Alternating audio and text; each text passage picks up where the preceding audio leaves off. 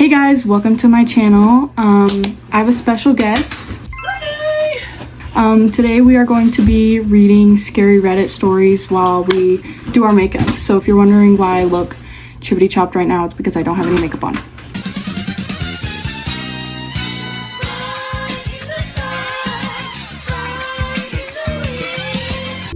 Okay guys, we're going to get started on the stories now.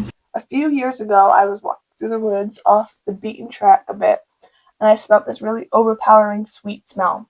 Being nosy, I pulled back the undergrowth to have a look and found a dead body. The guy had clearly been there a while and wasn't looking great, all swollen and green and black with various ruddy bits. Disgusting. The local wildlife had also been dining well for a few days. I called the police, who told me to wait with the body until they arrived. Being in the middle of nowhere, it took a while for them to arrive, and it got dark, and I was just sat there in the dark with him for a long time.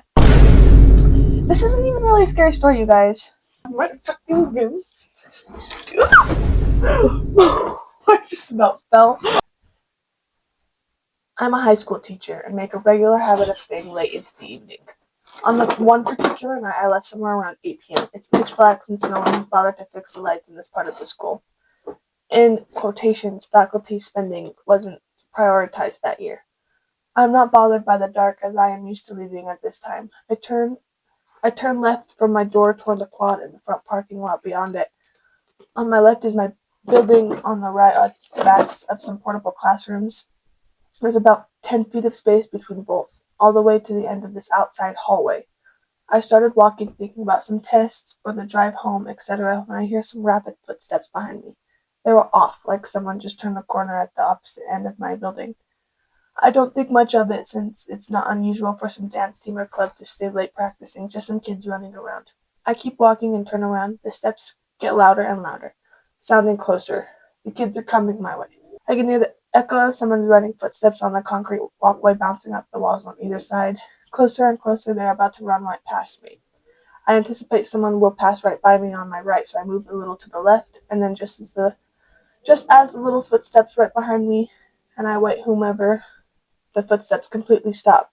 That's when I get spooked and I stop walking.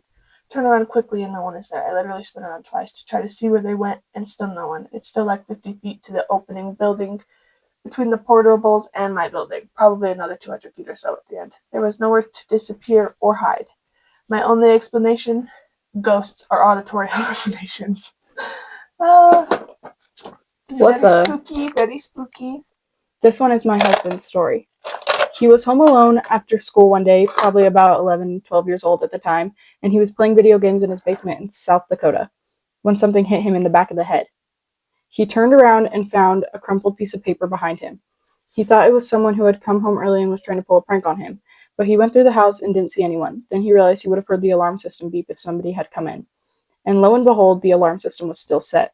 It freaked him out to the point that he ran across the street to the neighbor's house until someone came home. He had always felt uncomfortable in the basement and had never really went down there much after that, especially alone.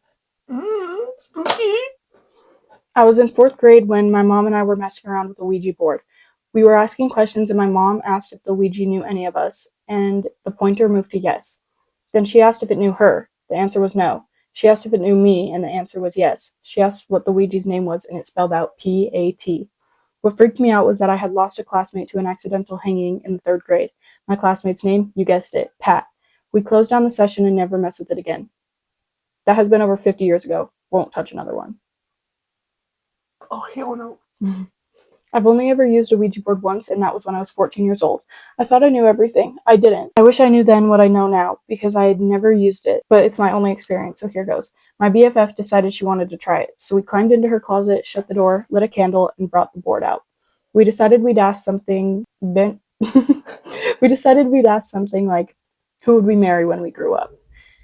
When we went through the whole ritual, my first letter was the letter J. I got excited as only dumb 14-year-olds can get because at the time I had a huge crush on the guy in my school whose name was John. I asked for the first letter of his name because John's was Anderson. I was mad when the board gave me the letter H. I screamed, "No!" at the board, and I didn't want to play anymore, so we closed it out. Fast forward 12 years, and I met a great guy whom I dated for a year before we got engaged, then married. We've been married for over 40 years now. His name is John Hackman. I'd completely forgotten about that board and its answer until my bachelorette party when my former BFF whispered to me, "The board was right." And I said, "What board?" "What are you talking about?" And she said, "The Ouija board, remember?" I gasped, "Oh my god, it was right after all." I still find it disturbing that a piece of mass production of I still find it disturbing that a piece of mass production I still find it disturbing that a piece of mass production plywood and marketing I still find it disturbing that a piece of mass production plywood and markings could have predicted my marriage, and decided that there must be forces stronger than what a simple game board should be allowed to have. So I'm glad that way back then I decided to never touch that thing again, and I haven't. Sleepover at a friend's house. We are all around 12 years old. There were 6 of us. Person hosting has told numerous stories about her house being creepy as and she's pretty sure it's haunted. Things like whispering at night, stuff getting moved around, things getting knocked on the floor. Creepy, but has plausible deniability because she's 12 and there's an older brother who has his friends over a lot. She also has a Ouija board she likes to mess around with. Had some creepy stories about it too. We are we all we are all hyped to see some ghosts. We're taking turns, nothing crazy has happened. I haven't taken a turn yet because I've always felt sensitive to that type of stuff and was honestly too scared. However, my close friend E wanted to try and talk her to her dad who had passed away, so I agreed to do it with her. 2 other girls joined, the host A and a girl who had been rather emotional that night due to some family issues K. We were asking a couple things and getting one-word answers. I was having a hard time believing it was A or K moving the planchette. E asks something kind of serious like, "Are you actually my dad?" or something along those lines. At the same time, all of us visibly stiffen, go silent, and take like 5 seconds or so to pull our hands away from the board. I had felt a sharp pain travel up my spine and stop at the top of my neck. As I felt the pain travel, I had to brace my mind. We all looked at each other wide-eyed, and Kate burst out into tears, shrieking that her leg was in pain. She runs outside, and the 2 who were not participating go and try to comfort her. E tells us that she felt the pain travel up her spine and stop in her arms, and they were still aching. A said she felt pain travel up her spine and through both arms and legs, but the pain went away shortly. When Kay finally comes back, she also confirms she felt a pain travel through her spine and down her leg, and it still hurt. I tell them I had only felt the spine pain, but it did not hurt anymore. None of us really knew what to make of it. We were pretty freaked out, and we were all on edge the rest of the night. Most of the girls kept trying, but I refused to touch the board again. Nothing happened with the board after this, but we all convinced ourselves we could see a face in the TV LMAO. Pretty sure it was just a weird reflection, but who's to say? But that is the one and only time I have used a Ouija board. Dang. I have only used the Ouija board twice. The first time I used it, I was 15 years old at my friend Michelle's house. This was back in 1985, and mind you, back then the only thing to do for fun as kids was either play games at the park or play cards or board games. But you guys, oh, okay. We ended up playing the Ouija board. I didn't know how to play, so after she told me how the game was played, I told her I thought the game was a joke. Because the only way for the game to work would be if one of us would move the piece. Otherwise, we would just sit around wondering why it wasn't working. But she begged me to try it. We quit after a few questions because the answers were just gibberish. It was just random letters and numbers that made no sense, and we both assured each other that we weren't moving it. Fast forward to 1989. I had just moved out of my parents' apartment. One night after work, my neighbor Todd invited me over for a few beers. He asked me if I have ever played the Ouija board. I told him of my past experience with my neighbor Michelle and said it was all bullshit. He said, "Good, I think it's bullshit too. Just promise me you won't make it move." So he asked it a question, but it didn't move. He asked another question, and it slowly moved to some random letter that I can't remember, and it just stopped. He asked me if I moved it, and I said no, and asked if he was moving it. No. He told me to ask it something, so I decided to ask it a question that only I knew the answer to, like my past job that I knew he had nothing about. He knew nothing about, because up to this point we only spoke to one another if we were passing each other's coming or going out of our apartments. I used to chat with the night janitor at a dental clinic I used to work at. His name was Frank. Nice old man. His brother died about 2 years before I decided to move into the apartment and met Todd, so I decided to ask questions about that. I asked the Ouija board, "What's the janitor's name where I used to work?" It spelled out Frank. I asked Todd if he moved the piece. He said, "No, what do you mean?" I didn't know what to think, but just looked at him to see if he was lying and then said, "Let me ask it another question." I asked, "What is Frank doing right now?" It spelled out sleeping. I thought, okay, it was late at night, lucky guess. Then I asked, "Where is Frank's brother?" It spelled out dead. This scared me, and I asked Todd, "Did you just do this?" He said, in a sincere tone and with a truly puzzled look in his face, "No, what do you mean?" He said then I told him where I used to work and about Frank. He told me that I had never mentioned that to him before, and that freaked me out because after playing the Ouija board with my friend Michelle, I became more convinced that the Ouija board was nothing more than the product of some deranged company who claimed the board was magic. Very good. Dang. The Ouija board is a real thing. When I was younger, I went out with a girl who played the board by herself. I told her I had a board and I asked her to play. I had one finger on the plastic and had. Whoa, this person is not speaking English. I'm doing a different one.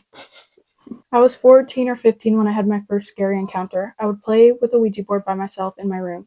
I have heard that you are not supposed to engage with the Ouija board alone, which is probably why I did play it alone. One of those personalities that does the opposite of what is told / suggested. Anywho, I contacted a spirit named Amy. She said she died by lightning. Not sure how. Never asked. I talked with Amy a couple times in the span of a couple days. I always made sure to say goodbye to close the session. Then after those sessions went by, I started feeling disturbed. Just really uneasy. So I did not ever take that board out again. I pushed it far back into my closet. Well, lo and behold, when I go to sleep at night, I started to notice a dark figure / shape sitting on a couch I had in my room, parallel to my bed. So if I slept on my left side and looked across the room, there was a misty dark figure hanging out. No thank you. One time, when I was at a sleepover with my friend, we ended up getting out her Ouija board, and we played. A few minutes into the game, my friend started to act weird, like not like herself, and started to say things to herself and started to pull out her hair. At first, we thought she was just kidding, but we realized she wasn't. Actually, her eyes were just lifeless, like gone, just gone. Her eyes were a beautiful greenish blue, and to see her eyes weren't that color scared me to the core.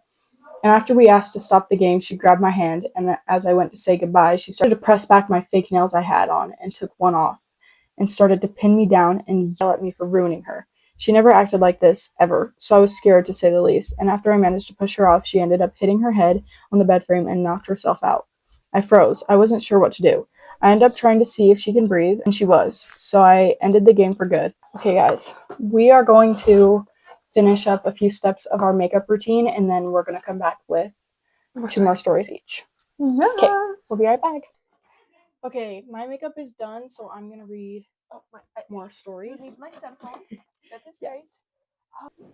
In high school, I knew a group of kids who were into ghost hunting. They would go to places that were known to be haunted with Ouija boards, and they would try to talk to ghosts. They swore they talked to the dead, but no one believed them. One day they showed up at school and showed us a video on their Razor phone. It was a video of them at this old haunted restaurant that had been closed for years. The video showed their Ouija board. They were all sitting down when it suddenly, the triangle shoots across the board by itself. We were all lost for words. Later that day, we went over to one of the kids' house to smoke. He had some bud in his backpack, but he couldn't find it because he had so much in it. So he opens it up and dumps everything out, and out comes the triangle thing with the fish line hooked up to it. LOL. Hell no. Well, Liar. over 10 years ago, I was in a bad place mentally. I was a firm believer in the occult, and I believed that a higher power, ghosts, and the supernatural. At the time, I had collected a few Ouija boards. I was really into trying to speak to the dead. After several months, I was feeling like a medium. I was starting to feel off. I was having horrendous thoughts that were very out of character for me. Thoughts of murder and to. Oh my god. It got so bad that my hands were bleeding because I could not stop washing them. The guilt I felt from these thoughts were taking over, and I thought I was going insane. It was around this point that I knew I needed to have a conversation with my mom about what was happening. So I told her everything, and she told me I needed to see a doctor. I began researching OCD and the effects of it. A week or so after confiding in my mom, I went and saw our family doctor. At 16, I was terrified of the idea of being mentally ill. I nervously told the doctor everything that I had been feeling, and he fills out a prescription of Prozac and recommends I see a shrink. I take the papers and he gives me a shrug home. I tell my mom what he said and start to plan my road to recovery. A few days later, while researching some stuff about Ouija boards, trying to take my mind off of things, I come across an article about something called demonic oppression. Holy Yeah, is that like, did I get that from you? probably. I like it. Okay, guys, I totally lost my story, so I'm very sorry. Are you done with your makeup? Yeah. Okay. The Ouija board was always super active, and I used it with one of my friends in particular. Like quickly and constantly moving, swaying back and forth in between questions. We always connected it with a spirit named Zay. I believe it was a real, as she's not the kind of person to fake something that is, and very spiritual. Sorry, mind my French. Mind my friend. Once when we were teenagers, we used it, and my friend legit got possessed. It was scary. Just the two of us were sitting using the board on the floor of my room, with a third friend watching warily from the bed. She said she felt weird. Eventually, it lifted. Eventually, it lifted. She, a little shaken up afterwards, but okay. We started using salts and candles to place a protective ring whenever we used the board after that experience.